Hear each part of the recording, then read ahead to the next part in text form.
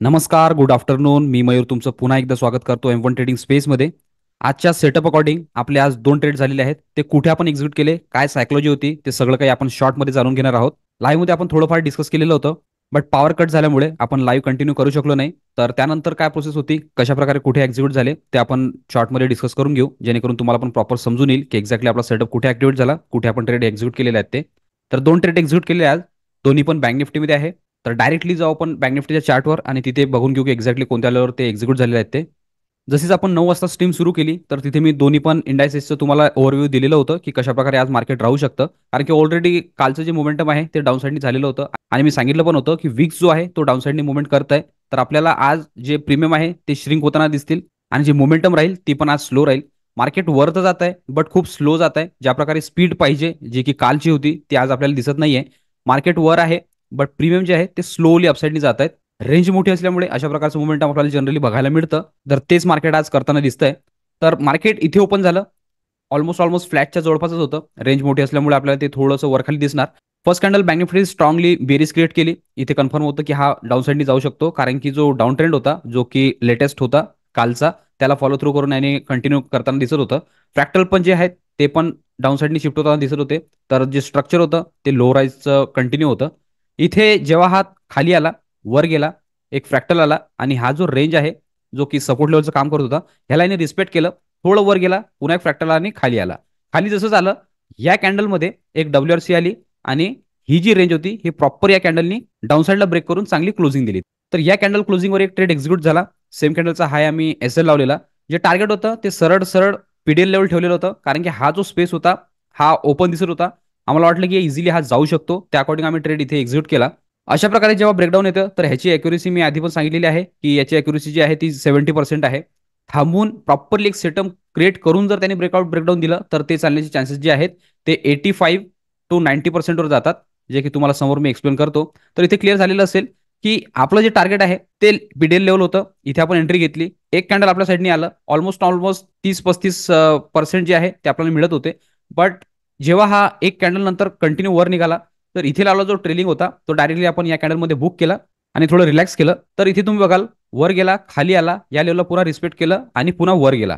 ह्या कॅन्डलमध्ये हा जो लेवल होता, जो की डाऊन साईडचं डायरेक्शन दाखवत होता, हे ब्रेक केलं, म्हणजे की जो ट्रेंड आहे तो इथे न्यूट्रल झालेला होता. न्यूट्रल झाल्यानंतर कन्फर्म झालेलं होतं की आता डायरेक्टली ही रेंज एक बनलेली आहे, ह्याच्यावर आपण बाईंग करू आणि ह्याच्या खाली आपण सेलिंग करू. ओके, तर हे क्लिअर होतं.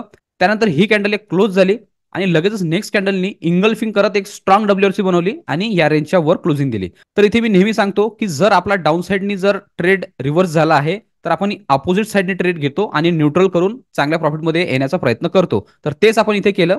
जशीच ही कॅन्डलची क्लोजिंग आली, तर आपण एक्झिक्यूट केला ट्रेड इथे, जो की अपसाईडने होता आणि सेम कॅन्डलचा लो आपण SL लावलेला. जर हा पुन्हा SL झाला असता, तर आज कन्फर्म झालेलं असतं की हा कोणत्याही साईडला जाणार नाही आहे. दोन्ही साईडचे जे SL आहेत ते हंट करणार आणि एका रेंजमध्ये फिरत राहणार. ओके, ह्याच्याकडे जो स्पेस होता तो या लेवलपर्यंत स्पेस होता, जो की प्रॉपरली 1:1 जे टार्गेट आहे ते आपल्याला काढून देत होता. तर त्या अकॉर्डिंग आपण इथे ट्रेड एक्झिक्यूट केला आणि तुम्हाला माहिती आहे की आता जी आपली सिरीज सुरू आहे ते ऑप्शन बाईंगची आहे. ओके, तर बाईंगमध्ये आपण जनरली काय करतो, मोमेंटममध्ये जेवढं मिळतं तेवढं बुक करतो, त्यानंतर मग मार्केट रिट्रेसमेंट देईल की मग थांबेल, त्याचं आपल्याला काही घेणं देणं नसतं. जे कंटिन्यू मध्ये देतं त्याला आपण पूर्ण जी मुवमेंट आहे ते कॅप्चर करतो आणि जेवढं मिळतं त्याला बुक करतो. ओके, तर आपण इथे एक्झिक्यूट केलं. या लेवलपासून तर या लेवलपर्यंत आपण टोटली त्याला कॅप्चर केलं. ह्याच्यामध्ये कोणतीही रेड कॅन्डल नव्हती आणि मी सांगतो की जर आपल्या टार्गेट लेवलच्या वर जर क्लोजिंग आली, तर जे नेक्स्ट टार्गेट आहेत ते ओपन होतात. तर तेच एक्सपेक्ट करून जेव्हा ह्या कॅन्डलनी स्ट्रॉंग क्लोजिंग दिली वरच्या साईडनी, तर मला वाटलं की इझिली हा अपसाईडचे जे टार्गेट आहे ते दाखवू शकतो. तर जी पोझिशन होती ती मी होल्ड करून ठेवलेली होती. ओके, या कॅन्डल नंतर हा थोडासा खाली आला, वर गेला, एक फ्रॅक्टल आला आणि पुन्हा खाली आला. तर इथे कन्फर्म झालं होतं हे बुलिश कॅन्डल आहे, ह्याच्या खाली जर आला तर ऑलमोस्ट या लेवलपर्यंत येऊ शकतो, कारण की हाच सपोर्टिंग लेवल होता. एक्झॅक्टली या लेवलवर आलेला आहे जेव्हा या कॅन्डलचा लो ब्रेक झाला तेव्हा. तर जसं या कॅन्डलचा लो ब्रेक झाला ह्या कॅन्डलमध्ये, तर लगेच आपण जी पोझिशन सुरू होती त्याला बुक केलं, कारण की ऑलरेडी जो आपला SL इथे गेलेला होता तो पण आपला कव्हर झाला आणि एक्स्ट्रा प्रॉफिट पण चांगला हात देऊन गेलेला आहे. तर ऑलरेडी इथे जेव्हा मार्केट आलं तर आपण त्याला बुक केलं आणि आता रिलॅक्स करतोय. तुम्हाला माहिती आहे की जर फर्स्ट ट्रेडमध्ये आपलं जर प्रॉफिट आलेला आहे तर आपण नेक्स्ट ट्रेड घेत नाही आणि जर SL झालेला आहे तर नेक्स्ट ट्रेड घेतो, त्याला न्यूट्रल करतो आणि चांगल्या प्रॉफिटमध्ये येतो. तेच आज तुम्हाला इथे बघायला मिळत आहे. हा जो सेटअप होता, जो की या कॅन्डलमध्ये होता, ह्याची अॅक्युरेसी जी आहे आपण नेहमी बघतो की 70% आहे आणि या कॅन्डलची जी अॅक्युरेसी आहे ती आपल्याला 90% जी आहे ते बघायला मिळते. तर हे तुम्ही बघितलेलं असेल की काय आपली सायकोलॉजी आहे, कशा प्रकारे आपण त्याला मॅनेज केलं. ज्यांचा हा मिस झालेला आहे ते ट्रेंड कंटिन्युएशनमध्ये इथे घेऊ शकतात, जे की या लेवलपर्यंत आता त्यांचा ट्रेड कंटिन्यू सुरू असेल. प्रॉपरली मार्केट फॉलो करते. फक्त एवढंच आहे की जी मोमेंटम आहे ती खूप स्लो आहे. बँक निफ्टीची आज एक्सपायरी पण आहे, विकली एक्सपायरी, कारण की आज वेडनेसडे आहे. तर त्या अकॉर्डिंग प्रीमियमला जरा मॅनेज करून ट्रेड केलेलंच बरं आहे. ऑलरेडी आपला रूल आहे की मॅक्स टू मॅक्स आपण 2 ट्रेड घेतो, ते आपले 2 झाले. इथे आपला एसएल गेला, इथे आपलं चांगलं प्रॉफिट बुक करून आपण चांगल्या प्रॉफिटमध्ये आज क्लोज करतोय. पॉवर कट झाल्यामुळे लाईव्ह बंद झालेलं होतं, त्यामुळे मी हा व्हिडिओ बनवतोय शॉर्टमध्ये, की जेणेकरून तुम्हाला प्रॉपरली समजून येईल की काय सायकोलॉजी होती आणि कशा प्रकारे आपण आजचा दिवस मॅनेज करून एंड ऑफ द डे आता पुन्हा ग्रीनमध्येच क्लोज करतोय. हो करतो. आजचं बँक निफ्टीचं बिहेवियर टोटली तुम्हाला समजलेलं असेल. एकदा आपण पुन्हा चेक करू घेऊ की एक्झॅक्टली ऑर्डर बुकमध्ये कोणत्या टायमिंगला ट्रेड आपण एक्झिक्यूट केलेला आहे ते. तर ऑर्डर बुकमध्ये जर बघाल तर फर्स्ट ट्रेड जो बँक निफ्टीचा आपण एक्झिक्यूट केलेला आहे तो केलेला आहे 9:55. तिथे मी बँक निफ्टीचा 46,700चा पी बाय केलेला, तो केलेला 347 मध्ये. आणि याचा जो एस एल बुक केलेला आहे तो केलेला आहे 10:09 जवळपास. 46,700चा पी तो एस एल बुक झालेला आहे 231 मध्ये.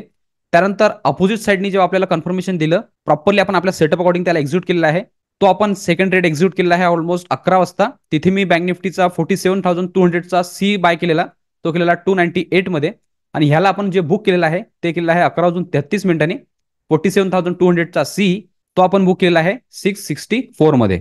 तर हा जो फर्स्ट ट्रेड होता ज्याच्यामध्ये आपला एसएल केलेला आहे, ह्याच्यामध्ये आपण 110-120 पॉईंटचा एसएल दिला आणि ह्याच्यामध्ये आपण ऑलमोस्ट 350 पॉईंटच्या जवळपास बुक केलेलं आहे. ओके. तर कशा प्रकारे मॅनेज करतात लाईव्ह मार्केटमध्ये ते तुम्ही प्रॉपरली इथे बघत असाल. आपला सेटअप कशा प्रकारे काम करतो ते पण तुम्हाला इथे प्रॉपरली दिसत असेल.